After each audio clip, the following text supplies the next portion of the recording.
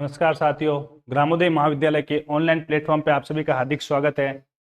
तो जैसा कि आपको विदित है कि अपना टॉपिक चल रहा था रियल एनालिसिस यानी वास्तविक विश्लेषण। तो वास्तविक विश्लेषण के बारे में अपने कुछ थ्योरम पढ़ी थी, उनके बारे में कुछ bounded upper bound, lower bound या बाउंडेड अबव क्या होता है, बाउंडेड बिलो क्या होता है, उनके बारे में पढ़ा था। तो आज अपन कुछ थ्योरम और एक दो डेफिनेशन है, उस डेफिनेशन के पढ़ते हैं। उनके बाद उनके ऊपर जो कुछ थ्योरम बनती है उनके ऊपर डिस्कशन करेंगे। तो जैसे अपन ने पहले पढ़ा था कि दो भिन्न भिन्न वास्तविक संख्याओं के मध्य अनंत परिमेय संख्या होती है, अपन ने ये पहले भी पढ़ा था। तो उसी के ऊपर एक थ्योरम बन रखी है। ऐसी की ऐसी थ्योरम है कि दो भिन्न भिन्न वास्तविक संख्याओं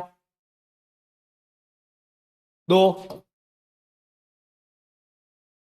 भिन्न भिन्न वास्तविक संख्याओं के मध्य अनंत अपरिमेय संख्या प्राप्त की जा सकती है। कहने का मतलब यह है कि हमें अगर को दो वास्तविक संख्या दे रखी है, क्या दे रखी है, अगर हमें दो वास्तविक संख्या दे रखी है तो उन दो वास्तविक संख्याओं के मध्य हम अनंत अपरिमेय संख्या प्राप्त कर सकते हैं। क्या, जैसे अपन ने परिमेय संख्या प्राप्त की थी, तो क्या अपन क्या लेके चलते हैं प्रूफ। इसका प्रूफ ये है कि लेट ए और बी कोई वास्तविक संख्या, ए और बी क्या दे रखी है, हमें कोई दो वास्तविक संख्या दे रखी है, और क्या ए नॉट इक्वल टू बी, अर्थात ए बी के बराबर नहीं है। अगर ए बी के बराबर हो गया तो कहने का मतलब क्या, एक ही पॉइंट के ऊपर अपन अनंत परिमेय संख्या या अपरिमेय संख्या कभी भी प्राप्त नहीं कर सकते। तो क्या माना, ए नॉट इक्वल टू बी, और दूसरी कंडीशन लेकर चले कि ए लेस देन है बी से, मतलब ए है छोटा है वो बी से, इसका मतलब क्या बी माइनस ए होगा वो बड़ा होगा जीरो से। फिर आर्किमिडीज का सिद्धांत अपन ने पढ़ा था। आर्किमिडीज का सिद्धांत क्या बोलता है कि यदि फोर एक्स और वाई का मान ग्रेटर देन जीरो हो तो देयर एग्जिट एन का मान जीरो होगा, एन एक्स का मान किससे बड़ा होगा, वाई से बड़ा होगा। ये अपने आर्किमिडीज का सिद्धांत है। तो आर्किमिडीज का सिद्धांत क्या बोलता है, एक्स और वाई को हमें दो रियल संख्या दे रखी है और उनका मान क्या है, जीरो से बड़ा होना चाहिए। ऐसा नहीं कि जीरो हो, दोनों का मान क्या होना चाहिए, जीरो से बड़ा होना चाहिए। तब एक एन कोई ऐसी संख्या होगी जिसको अपन अगर मल्टीप्लाई करवाएं एक्स से, तो एन एक्स का मान किससे बड़ा हो जाएगा, वाई से बड़ा हो जाएगा। तो उसी का उपयोग करते हैं अपने आर्किमिडीज सिद्धांत का प्रयोग किया। क्या क्या, एक्स बराबर पुट किया अपने बी माइनस ए और वाई का मान लिया रूट टू। यहाँ पे रूट टू लेने का रीजन ये है कि हमें प्रूव करना अपरिमेय संख्या, तो हमें कहीं ना कहीं लेट करना पड़ेगा, एक अपरिमेय संख्या को अपने को लेट करना पड़ेगा। तो उस अपरिमेय संख्या को लेट करने के लिए क्या माना, वाई बराबर रूट टू। तो इससे अपन ने किसमें पुट किया, आर्किमिडीज के सिद्धांत में।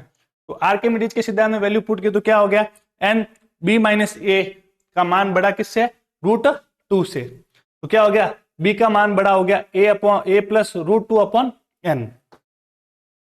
तो यहां से अपन देखते हैं कि बी का मान हो गया बड़ा हो गया A plus root two upon N, A इसका मान बड़ा होगा A plus root two upon N, और ये बड़ा होगा ए से। अपन को पता है कि जैसे वन अपॉन टू अपने को कोई संख्या दे रखी है, अगर मैं इसका मान हमेशा वन बाई फोर से बड़ा होगा, अर्थात कहना का मतलब है one by two into one by two. तो इससे अपन को किससे मल्टीप्लाई करवाया, टू से मल्टीप्लाई करवाया। तो अपने को यह चीज पता होती है कि अपन ऐसा कर सकते हैं। ये रियल एनालिसिस यानी वास्तविक विश्लेषण का एक प्रमेय है। तो इससे क्या प्राप्त हुआ कि बी का मान बड़ा है A plus root two upon N, और इसका मान बड़ा है A plus root two upon two N, और इसका मान बड़ा है ए से।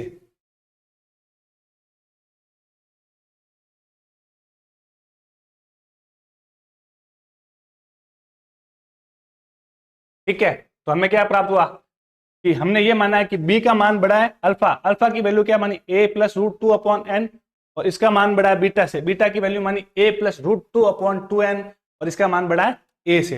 अब हमें ये प्रूव करना, हमें ये तो पता चल गया ए और बी के मध्य कुछ न कुछ संख्याएं पड़ी मतलब प्राप्त हुई है, लेकिन हमें ये प्रूव करना है कि क्या ये संख्या अपरिमेय है या नहीं है। तो इसके लिए हमें जांच करनी पड़ेगी कि ये दोनों संख्या अल्फा या बीटा में से अगर कोई भी एक अपरिमेय संख्या प्राप्त हो जाए तो अपन बोल सकते हैं कि इस प्रोसेस को अपन रिपीट करते जाएंगे तो अनंत अपरिमेय संख्या उनके मध्य विद्यमान हो सकती है। तो वही चीज प्रूव करने के लिए क्या लिया, अल्फा माइनस बीटा। तो अल्फा माइनस बीटा लिया, अल्फा की वैल्यू क्या हो गई A plus root two upon N, beta की वैल्यू हो गई A plus root two upon two N. तो दोनों को घटाया तो वैल्यू क्या आई, root two upon two N. क्या वैल्यू प्राप्त हुई, root two upon two N.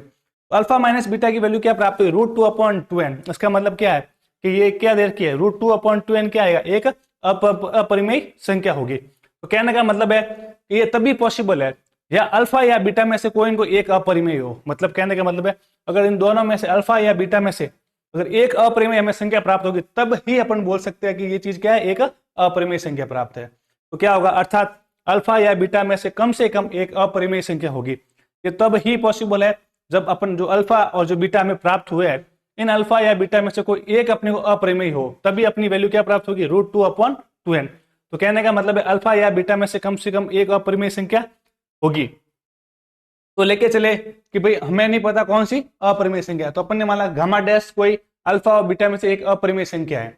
तो समीकरण 1 से क्या होगा कि बीटा की वैल्यू या बी की वैल्यू होगी या तो गामा डैश से बड़ी होगी या ए से बड़ी होगी। बी की वैल्यू होगी गामा डैश से बड़ी और गामा डैश की वैल्यू होगी ए से, या ए की वैल्यू होगी छोटी गामा डैश से या गामा डैश को छोटा होगा बी से। तो कहने का मतलब क्या, अल्फा और बीटा में से हमें कोई भी एक अपरिमेय संख्या प्राप्त हुई और हमें नहीं पता कौन सी अपरिमेय संख्या है, तो अपन ने उन दोनों की वैल्यू किसके बराबर मान ली कि या तो वो गामा डैश क्या होगा, या तो अल्फा होगा या बीटा होगा। इस प्रोसेस को अपन वापस रिपीट करते जाए, मतलब जो अपन ने माना था आर्किमिडीज सिद्धांत वगैरह लिया था, उस प्रोसेस को अगर अपन बार बार रिपीट करते जाएंगे तो ऐसे करते करते हमें अनंत ऐसी संख्याएं प्राप्त होगी जो ए और बी के मध्य अपरिमेय होगी। तो कहने का मतलब क्या है, अर्थात दो भिन्न भिन्न वास्तविक संख्या ए और बी के मध्य अनंत परिमेय संख्या प्राप्त की जा सकती है जब यह प्रक्रिया बार बार दोहराई जाए,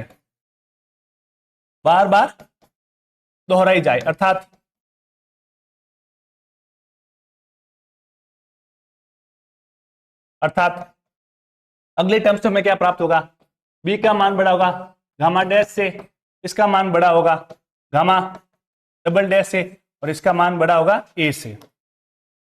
फिर या क्या होगा, ए का मान छोटा होगा गामा डबल डैश से, या ये छोटा होगा गामा डैश से और ये छोटा होगा बी से। तो अपन ऐसे करते करते ये प्रोसेस जैसे जैसे जैसे जैसे प्रोसेस करते जाएंगे, मतलब ये प्रक्रिया बार बार रिपीटेशन में आएगी।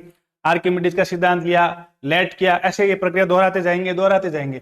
जैसे जैसे ये प्रक्रिया दोहराएंगे हमें ए और बी के मध्य अनंत अपरिमेय संख्या प्राप्त होगी। क्या होगी, अनंत अपरिमेय संख्या। तो इस तरीके से अपन कह सकते हैं कि ए व बी के मध्य दो भिन्न भिन्न वास्तविक संख्या ए व बी के मध्य अनंत अपरिमेय संख्या विद्यमान होती है, और उसका प्रूव अपन इस तरीके से कर सकते हैं। फिर कुछ डेफिनेशन है। पहले डेफिनेशन है वास्तविक संख्याओं का प्रतिवेश। क्या होता है वास्तविक संख्याओं का प्रतिवेश, इसको बोलते हैं नेबरहुड ऑफ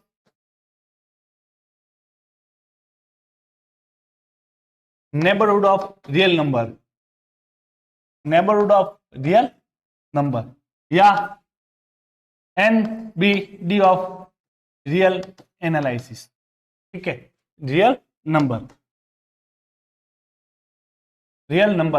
प्रतिवेश को नेबरहुड बोलते हैं, या उसको शॉर्ट फॉर्म में लिखने का तरीका होता है NBD नेबरहुड। तो फिर क्या इसकी डेफिनेशन क्या है, डेफिनेशन दे रखी है कि माना x कोई बिलोंग कर रहा है R से, मतलब उस रियल नंबर में से सेट में से अपने एक कोई एलिमेंट लिया R, और S क्या है, R का कोई उप समुच्चय है। क्या S क्या ले रखा अपने, R का कोई उप समुच्चय है। तो x है ना, वो R का प्रतिवेश होगा यदि कब एक ऐसा एप्सिलॉन विद्यमान हो, क्या हो, एक ऐसा एप्सिलॉन विद्यमान हो जिसका मान ग्रेटर देन 0। एप्सिलॉन एक ऐसी क्वांटिटी होती है, वैसे अपन एप्सिलॉन को मानते क्या, एप्सिलॉन जो होता है ना, एप्सिलॉन होता है ना, इस ग्रेटर देन 0 का मतलब है ये एक ऐसी लिस्ट, मतलब सबसे छोटा धनात्मक पूर्णांक बोल सकते हैं अपन, कि हम जो हमें पॉइंट दे रखा उस पॉइंट में से जितना न्यूनतम छोटे से छोटा धनात्मक पूर्णांक, मतलब अपने को जो सेट दे रखा है उस सेट में अपन एक छोटा सा अपन एप्सिलॉन लेते हैं। एप्सिलॉन का मतलब एक छोटी क्वांटिटी लेते हैं, बहुत छोटी क्वांटिटी, मतलब जिसको गिन नहीं सकते। वो एप्सिलॉन क्या होता है, एक छोटी क्वांटिटी होती है। तो क्या होगा कि यदि एप्सिलॉन का मान क्या हो, ग्रेटर देन 0 हो, तब क्या होगा, x माइनस एप्सिलॉन और x प्लस एप्सिलॉन क्या होगा, वो सबसेट होगा S का। तब अपन क्या बोलेंगे, तब अपन बोलेंगे कि जो है ना x R का क्या कहलाएगा, x R का प्रतिवेश कहलाएगा। ठीक है, तो हमें इसका मतलब ये समझना है कि हमें एक सेट दे रखा है, रियल नंबर का सेट है, उसका एक अपने को सबसेट ले रखा है। क्या दे रखा है, सबसेट। तो हमें क्या करना, उस सबसेट या उसमें से अपने को छोटा सा एलिमेंट उठाना है। क्या उठाना है, एक छोटा सा एलिमेंट उठाना है। यहाँ पे अपन भली उस छोटे से एलिमेंट में क्या हमें एक छोटी सी क्वांटिटी को ऐड करना और सब्ट्रैक्ट करना है। अगर उस क्वांटिटी को ऐड और सब्ट्रैक्ट करते हैं, अगर वो पॉइंट उस सेट से बाहर चला जाता है, तब तो अपन बोलेंगे वो एनबीडी नहीं है। अगर वो इसके अंदर ही विद्यमान होता है तो अपन क्या बोलेंगे कि हमारा जो सेट दे रखा है, ये क्या दे रखा है, अपना प्रतिवेश दे रखा है। फिर अपना है विवृत समुच्चय। क्या तो है, विवृत समुच्चय। विवृत समुच्चय का मतलब होता है कि माना ए सबसेट है कोई आर का, हमें वास्तविक संख्याओं का समुच्चय दे रखा है, उसमें से अपन एक सबसेट लिया ए। तब ए एक विविध समुच्चय का होगा यदि ए अपने प्रत्येक सदस्य का प्रतिवेश हो। क्या हो? ए अपने प्रत्येक सदस्य का प्रतिवेश होगा, मतलब क्या है?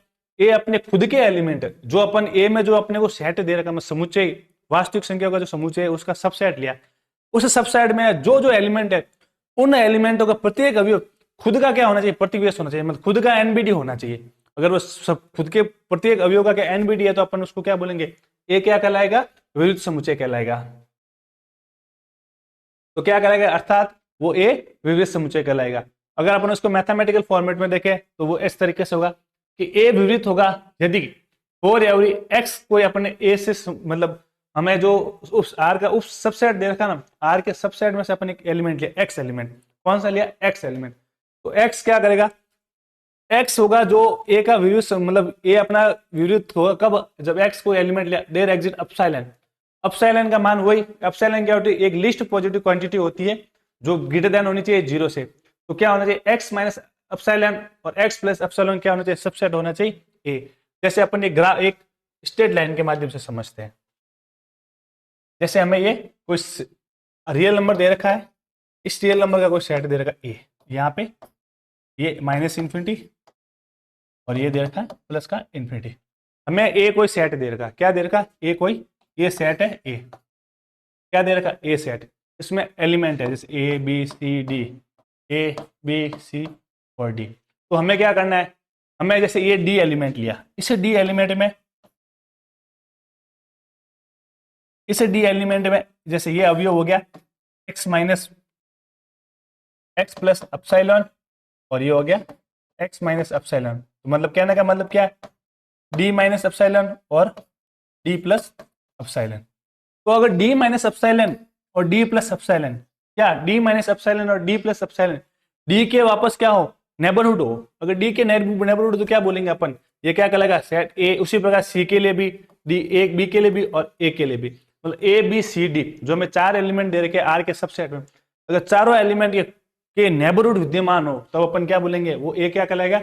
ए अपना विविध समुच्चय कहलाएगा। क्या कहलाएगा? ए अपना विविध समुच्चय कहलाएगा। अर्थात कहने का मतलब है ए के विविध होने के लिए कंडीशन क्या दे रखी है? ए के विविध होने के लिए कंडीशन होती है कि वो अपने खुद के प्रत्येक एलिमेंट का क्या होना है? वो खुद के प्रत्येक एलिमेंट का नेबरहुड होना चाहिए। इसको इंग्लिश में बोलते हैं ओपन सेट। Open set. तो ये बहुत इंपॉर्टेंट टॉपिक है। एक तो नेबरहुड ऑफ रियल नंबर और एक होता है ओपन सेट। इसी प्रकार क्लोज सेट भी होता है। ओपन सेट के ऊपर कुछ फॉर्में भी होती है। तो हमें वास्तविक संख्या का प्रतिवेश या neighbourhood of real number definition क्या होती है? माना एक्स को अपना एलिमेंट है आर का और एस कोई सबसेट है आर का, तो एक्स का आर का प्रतिवेश या नेबरहुड कब कहलाएगा? जब एक्स माइनस अपसाइलन और एक्स प्लस अपसाइलन क्या होना चाहिए? सबसेट होना चाहिए एस का। फिर उसी प्रकार ओपन सेट की डेफिनेशन होती है। ओपन सेट का मतलब होता है कि अपने को अगर ए कोई आर का सबसेट दे रखा है तो क्या होगा? ए होगा वो एक विविध यानी ओपन सेट होगा। कब होगा? जब वो खुद के प्रत्येक अवयव का क्या होना चाहिए? खुद के प्रत्येक अवयव का क्या होना चाहिए? ओपन ये नेबरहुड होना चाहिए। क्या होना चाहिए? नेबरहुड यानी प्रतिवेश होना चाहिए। तो छात्रों आज अपन ने इसके ऊपर कुछ डिस्कशन किया है। इससे रिलेटेड कुछ थ्योरम है, उन थ्योरमों का अपन नेक्स्ट लेक्चर में डिस्कशन करेंगे। धन्यवाद।